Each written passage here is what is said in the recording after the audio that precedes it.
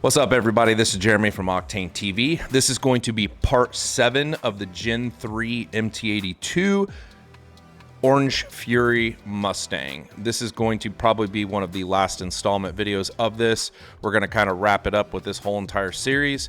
This has definitely been one of my favorite cars I have ever owned, minus the transmission. So please understand, if you have not watched these videos and episodes in chronological order, a lot of this is not going to make sense. So please try to watch the links down below. I'll put them in the description, and let me know what you guys think. But if you watch them in order, it's going to make a lot more sense if you do that. Let me know what you guys think down in the comments below of this vehicle. If you had any problems with any Mustangs as well, make sure to shoot down a comment down below. Please make sure to hit a like and subscribe button as well, because it helps us with all future notifications on all the new videos that are coming out with our new series. Stay tuned.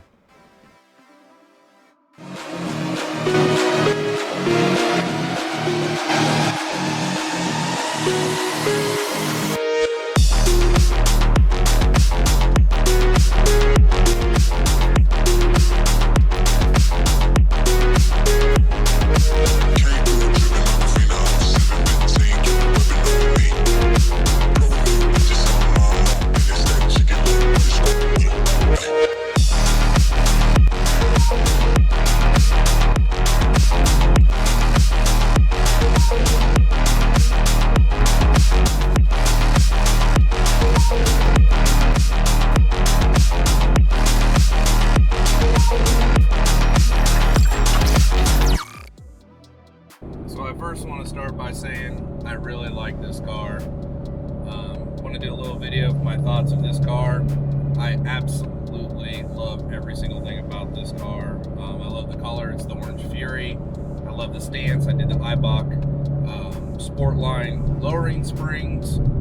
It already has the SV wheels, 19s. It's got the performance package on it, so it's got the spoiler, the front chin spoiler, the gauges inside, all the performance things that it adds with it. I love the car. Like, it has heated and cooled seats because it is a premium, so it has everything digital cluster. It's got the larger navigation display. I mean, leather. It has every single feature imaginable. The only thing it doesn't have is the MagneRide, and it does not have the what was I gonna say? It doesn't have the MagneRide and something else. I can't remember what it doesn't have. But as far as it goes, this vehicle has been amazing to drive. Like, I absolutely love it. But there's just one major downfall, is the transmission. The 6-speed transmission is slower than the 10-speed. It's not as nice. Obviously, it's you got to shift all the time. The gearing in it is terrible. It is geared so weird. The major thing is, I've only had this for 2 weeks, and I've already lost 3rd and 4th gear. I've only drove the car 3 times, and yeah, I've taken it out and kind of beat on it a little bit, but I drive cars like a grandpa. Like, I don't even beat on cars that hard. When I say beat on, like, I just mean getting on it. Like, I don't even bang gears. I don't do any of that kind of stuff. So the previous owner before me did a JLT intake. He did long tube headers, full exhaust, obviously a tune. I'm not sure who by, but the car runs super strong on 93 octane. But I'm thinking the transmission just couldn't hold. Either he drove it hard before me, or it's just time for the MT82 to go out like it always does in everybody else's vehicles. So I guess I'm one of the unlucky or lucky ones to figure this out. I look at it as a blessing in disguise. At least I figured it out in a few weeks versus a year, and then I had to end up buying a new transmission. So luckily the dealership's going to take this car back and get me into something different, because I mean, this isn't a cheap car. I mean, this is a special order car. I have the the whole entire sticker from it is $52,000 when it was built, special order. So I paid a pretty penny for it as well, and it's not cheap to buy these cars anymore. And to buy a car and the transmission doesn't even work, and I mean, it's just ridiculous. So I love the car. I love the sound. I love everything about it besides this transmission. Otherwise, I keep it and just pay the money for the transmission. But I'm not going to spend in between and upwards of $8,000 to $10,000 to buy a Magnum XL to swap into this car just to fix a problem that Ford designed. And the funny thing is, I called Ford to see if they would fix the transmission, and they don't even have any shift for us, and they're telling me it could be 3 or 4 months. So I haven't even made my first payment, and they're telling me I'd be without my car for 3 or 4 months because they have to tear it apart, take all these pictures, blah, blah, blah, blah, blah, blah. I was almost to the point of just spending 5 or 6 grand buying a new transmission, putting it in here, because I'm not going to wait 3 or 4 months. Summer will be over by then. That's the whole purpose of me buying this car, is to be able to go out and enjoy the nice weather in it. So I gotta say, Ford, you dropped the ball on putting Chinese piece of shit transmissions in these cars. This is the digital cluster display. Absolutely my favorite part of this car. It also has the larger screen, you know, the navigation, everything like that. So I love this part of the car. I don't like the factory display on this. It looks terrible on the Ford Sync 3, but this cluster looks amazing. But this looks awesome on Android Auto and Apple CarPlay, but when you put it on the stock thing, which I'll show you, the Sync 3 display, this ugly blue display, doesn't even match the gauges. It looks terrible. I don't know what Ford was thinking, because in the 17 and unders, it's black and it looks amazing. This ugly blue that they put in here is disgusting. So I leave it on Android Auto and Apple CarPlay all the time because it looks so much better.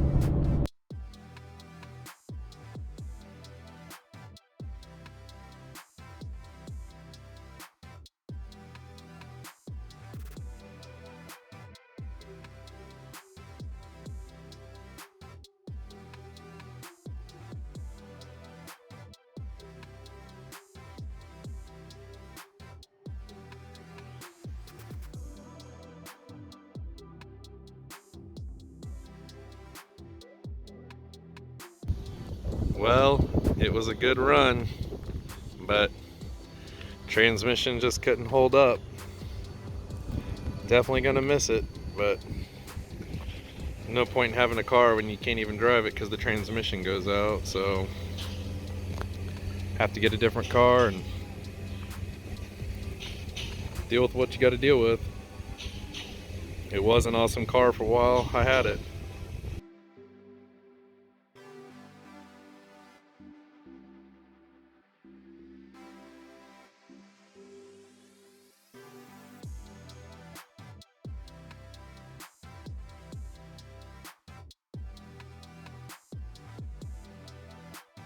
My favorite part of this car, of the 2018 PP1 Gen 3 MT82 Orange Fury car, was the digital dash.